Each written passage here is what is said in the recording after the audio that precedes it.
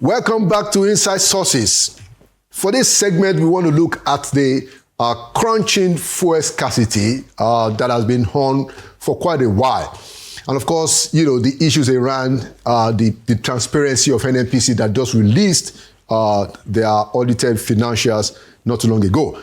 To discuss that with me today, I have a notable oil and gas expert, somebody who has been in that sector, looking at things locally, nationally, and internationally. I'd like to welcome Mr. Henry Adigun to Inside Sources. Henry, you're welcome to Inside Sources. Thank you, sir. All right. So let's just take it from the this fuel scarcity.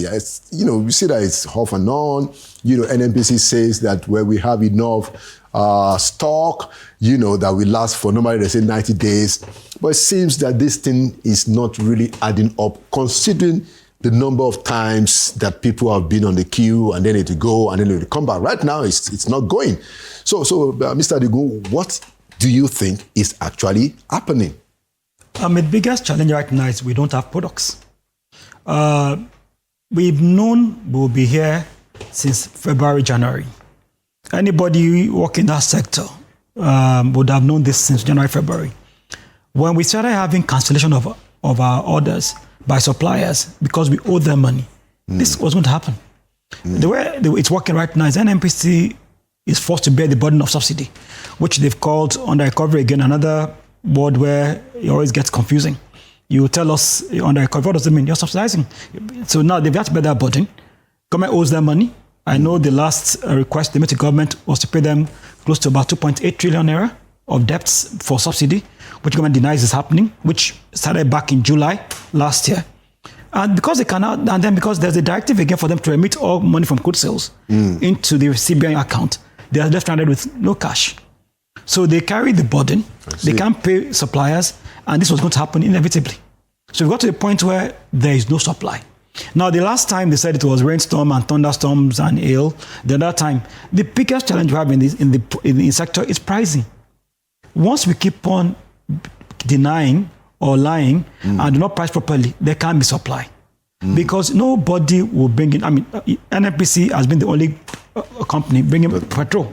Everybody brings diesel. This hasn't been discussed since about 7 years or 8 years. Not as the education for. No, these ones are because anybody can bring them. You sell it at local prices. But when only a person can bring in, today, the international price of petrol is $1.25. We're selling it locally at 50 cents. Nobody can do that and get paid. Now, NNPC claims they're not paying subsidy to anybody. That's true. But they're carrying the cost of subsidy.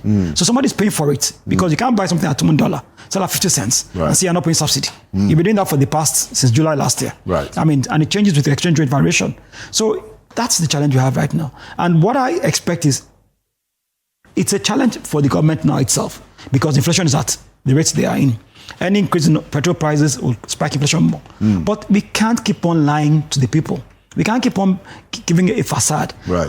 Under recovery, selling at, we are not paying subsidy. It's all lies. You are subsidizing petrol. Right. Be honest about it.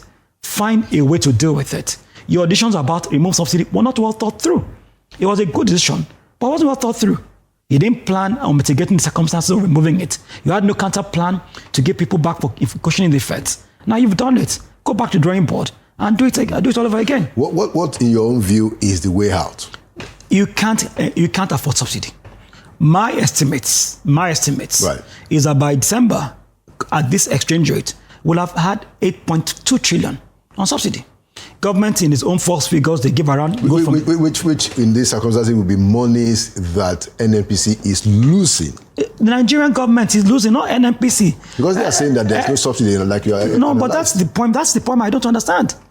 The Nigerian government is losing the money. Let's get it right. Is it because NNPC ought to be making those returns to the government? So the way it works simply is this. Right. Under the law and the PIA, Petroleum Industry Act, NNPC is given the task of being supplier of last resort. Right. Now, you don't have to resort it at the lowest price, but government has made a policy. Now, one of the reasons why the PI came, just for historical fact, was to insulate NNPC from government policies like this. Now, if NNPC is supplying at very prices. NNPC is just like every other operator in the market. But government has decided to say sell at less than purchase prices. Right. Now, what government has now said is use the dividends to the federation, not to the federal government. You know, there are 3 tiers of government. There's the federal, local, state. The money is supposed to be shared. It belongs to the 3. Yes. So the money belonging to the 3 will be used to defray the cost of importation. And that's the subsidy. That's subsidy.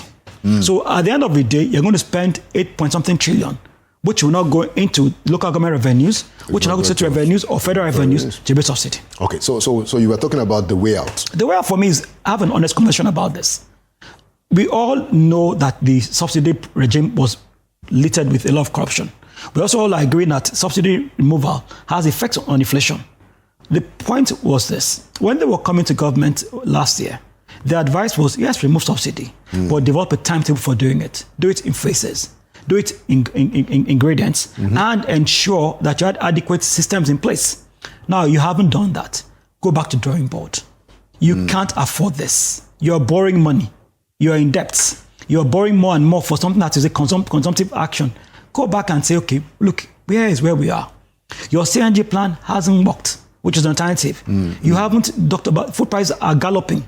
You've done tariff reduction, which will make little effect on food prices, because the biggest effect on food prices is not the tariff. It's the transportation cost. Exactly, which is what is not. It doesn't take you to be a judge to know that. So go back and say, well, here's the challenge we have, 2-tier. And if you decide that you want to subsidize, which it can be a decision, find a way of affording it and have a way of reducing the burden on a gradual basis. Every other part of the country, I mean, look, we're now consuming 63, 65 million liters on a daily basis. It's impossible. It is impossible.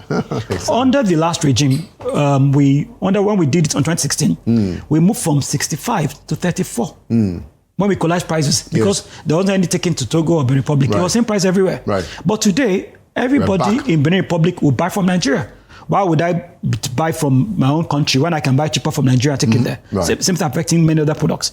So we're back in the same regime. You made a very big sale. You know, if you're a petrol station retailer, a tanker is 30,000 liters. It takes about a month to dispense it. If you take a tanker to the border, you make around 86% profit. Right away. What would you do? It's not so. No matter how much you say you want to tighten your borders, the margins are such in a difference where the incentives are too high. So unless you equalize costs, then you can have a problem.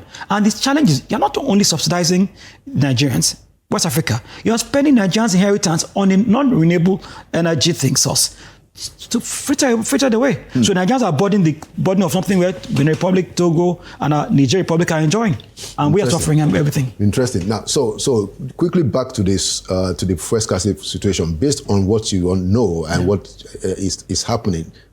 How do we get out of that? What do you think can be the immediate Well, they will solution? have, by next 2-3 weeks, it will ease off.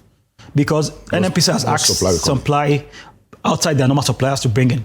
I'm aware 1 or 2 local people have been asked to bring petroleum. I have asked those who say they want to, I'm asking, how are you going to get paid? Because I don't know whether the money is not available for NNPC to pay. I know there's been a request for government to pay them what they owe them. But I still know that there are a lot of non-functionality system. That's why I found out that independent marketers who are selling petrol are selling as high as 900, 1,000, 1,200, depending on where you go. And those that are the major marketers will say, look, I don't take it because nobody's going to sell it to me. So there's a problem in the system, rather from pricing, supply chain. And the challenge about supply is once there's a disruption, it's a 36 days window turnaround to get supply back moving. Yeah, which is what has been happening back and forth. Yes. Now, so the issue of the federal government now asking NNPC to make their remittance to CBN, is that already happening? Or well, it is happening. I mean, look, it's illegal. NNPC is registered under KAMA. And when KAMA is what the guides corporate and now under KAMA, NNPC ought to be able to keep that money for business and then reflect profits. That's what profits we should get, not the whole money. But government is still not implementing the PI properly. Because the government is also cash trapped. Well, that's the challenge we have. So government's cash trapped, and there is a lot of issues around NNPC transparency. Because of the differential rates they were using before, where they would get dollar at this and decide differential rates they would use under the swaps arrangement and the DSDP, direct purchase. But again... Is that still going on? It's still going on because even what they're asking government to do with Dangote, the Naira sale, which they've they've touted as going to be the solution to the problem of volatility in the exchange market. I'm like, what are you talking about? The product you're selling, crude, is denominated in dollars. There's NNPC doesn't have enough of its own crude. So NNPC is in partnership with IOCs and NOCs and others to get its own crude. How are they going to pay those people? Are they going to pay them with Naira? Nobody's going to sell in Naira. You've also seen the IPPG and the OPTS saying, we're not selling. We can't force us to sell. The law you establish is willing buyer, willing seller. Yeah. So it's a complicated mess we put ourselves into. And the problem all lies from the fact that either those that are in charge don't want to be truthful, know what to do, don't want to do it, or their interest they're protecting. But it's a mess. Do you think that the president should do to NNPC and the oil and gas sector what he did to CBN when he ordered a full-scale investigation that brought out the rot? Do you think the president should do that for NNPC? To be honest with you, I think this is beyond a rot. I mean, being honest, NNPC has its own issues. Totally agree on that. But I think it's also a victim of government policies. Look, when you ask somebody to do something, and they're forced to do it. Look, if the president says the GCEO of NNPC sell petrol at half prices, he has no option. Or even though under the PIA, it's now under a board that should say, look, no, we can't do this. We're profit making, we must do this. And it says, okay, now it says again, use dividends to defray the cost of petrol. Again, another illegal act. Because you can't do that. Money for deflation has reflection accounts. So the rot is not within them alone. It's from the top. It's a general It's structural. rot. It's interesting. It's structural. Interesting. Okay, right. So NNPC just released their audited financials, and of course, so we are now hearing that, see, we are transparent. What's your take? Well, let's say they are moving towards transparency. They're not there yet. Transparency is not what I tell you. Transparency is what you need to know that I tell you. So I can tell you something, and I give you an aura of transparency. But is that what you need to know? Is it in a way you need to know it? That's why it means to be transparent. So what they're doing is they're providing more information, which is going towards transparency. But the information you get, is it accurate? Is it factual? Is it verifiable? Let me give you an instance. Last year, NNPC, in its audited, said they'd invested 20 billion in Dangote Refinery, yes. 2 billion in Dangote Refinery to buy 20%. Last year? Yes, audited. Right. This year, audited. We've only put 1.76 billion. Audited. Say that again? We've only put 1.7. They said 2 billion. They said 2 point something billion. Now they said 1.6. 1.676 billion. So was there an explanation for the damages? Now you have now some 2.2. Audited. Who did that audit? It's a different thing to say we intend to. Where there's intent. Now you can have intent and not make it happen because intents are intents. But when you claim something is audited, somebody verified that information. Yeah, an independent accountant. Correct. Until Dangote came out and said, no, you've only invested 7.4% in my refinery. Then you now release a press statement and say, well, we've limited our investment for such a reason, which wasn't even very clear. Now, in your audited again, you now say, well, we paid back out of the 1.3 billion we borrowed, we paid back 656 billion, it's left this and everything. Again, there are a lot of gaps in information. Now, you're saying you made so much money from petrol in Nigeria, supplying to this, in gas and everything. Are we adding LNG money, which you're a shareholder, but on behalf of the government, into these profits? Because LNG is one that supplies this other country you're talking about, not you yourself. Yeah. A well-published statement that is transparent will take each of their corporations and say, break it down. NNPC Retail, LNG, NNPC Group, NNPC this. Then we'll have a true picture of what is going on. But what we're seeing right now is what they want us to see. And when it comes to numbers are very funny. I can tell you 30% of population are well-fed. It's saying some percent are not well-fed. It means the same thing. 30% of population are well-fed. Okay, so some percent are hungry. Yeah. So numbers are things that you trick upon. Yeah. So you say NNPC, then again, you're talking about exchange rate differential. When you say we've grown our profit, remember last year you were operating at $800 to Naira. Today you're doing at 1.6. If we devalue your currency and use the current exchange rate, can we say that you are really growing? Comparative to the cost of your business and the cost of investment in you, how much money have you made? And then your goods sales, which is the biggest factor of your earnings, is shrinking. You were doing many years ago 2.1, 1.9. Now you do 1.3 averagely. You tell us 1.6. The market says 1.3. Part of the lack of transparency again. Now you're saying we've increased from what sources?